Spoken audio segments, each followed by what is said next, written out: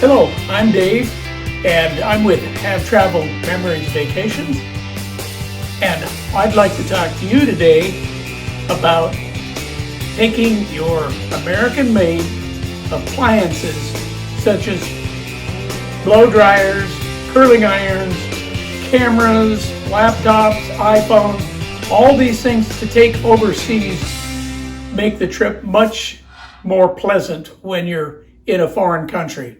But before you go, be advised that if you should select an improper device, such as one, we have an older one here, you probably wouldn't take this with you because it's kind of large and bulky. But when you check the nameplate information on the side, this is a quick way to burn out your appliance and or start a fire. Want to avoid that? So we're going to talk a little bit about what to do and what to plan for before you leave. Now, when you go overseas, the plugins that you're going to find, the outlets, are going to be, by and large, different from anything that you have in the US, and you're already familiar with the Type A and Type B plugins. There's 17 different outlets and plugins overseas, and so you're going to need to be familiar with that. So be sure and look at the information on the appliance. Now, generally overseas, you're going to find somewhere between 200 and 250 volts AC, and your normal appliances made in the United States are somewhere around 115 volts, 60 cycles per second. Now, how do we overcome that? Well, fortunately, about 15 years ago or so, the industry has designed appliances that are transformerless. They have a switching technology designed inside in such a way that even though this device is intended for 115 volts, it will safely operate at much higher voltages, over twice the voltage, like up to 240, 250 volts.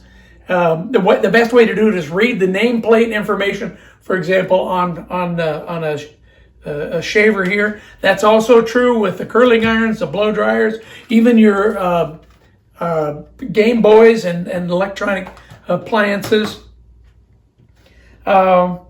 And by the way, you may have heard that a hotel or motel or hostel or bed and breakfast will provide adapters, and then you can just turn them in when you're done. Well, that didn't work out for us to be the case, and no one we've found so far.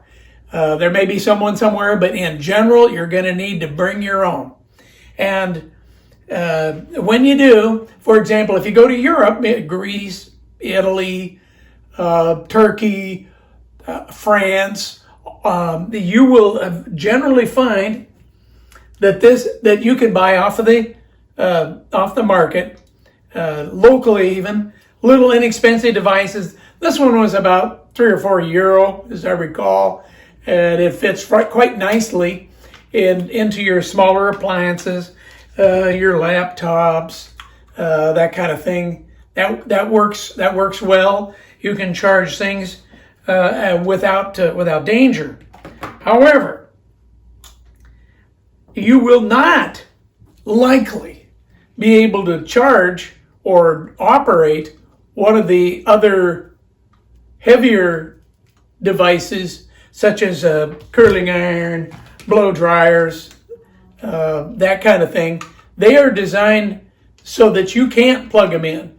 So in order to do that, you're going to have to gain an adapter that will adapt to such voltages and different styles of outlets. We have found that you get on the internet, or you possibly could buy them off the local economy, specialized adapters that will allow you to use a heavier device such as a blow dryer and curling iron and other devices such as that. And here's one, for example, if you were going to the United Kingdom, England, notice that the plug-in here is different than what you would find in Europe. This one is designed in such a way that there's a little selector switch on the side. So if you're going, let's say you're going to United Kingdom, but you would like to go, say, to Japan or Australia or New Zealand or Poland, then you can select a particular device, and these things will actually work and work quite well. You can, a rule of thumb, if it generates heat, it's going to require more current. That's a given. And if you're going to do that, you will need to price something a little bit more along these lines. Now, before you go on your trip, I've got another little tip that I'll leave with you that seemed to work well with us. When you're using the lesser appliances, like you're charging your camera, your cell phone, your laptop, your iPad, take along an extension cord. And the reason is because you can plug in and charge these devices more than one at a time. In this instance, you can charge at least 4 with this one. So that, and without danger of creating excessive heat. And so you're not going to start a fire. That is assuming, of course, that your appliance isn't severely defective. When you go to these other countries in particular, and a cruise ship in general, they're only going to have like 1 or 2 outlets that you can plug into. So if you have an extension cord, you can get them farther away, and you can put your cell phones and your shavers and your cameras and so forth away from the area, usually a table with a mirror around it, away, and that you'll find that would be more convenient. Also, is true, get the longer cords that go with your iPad, your iPhones, your other cell phones. You'll find that to be a convenience item as well. Like I said before, check with your travel advisor before going.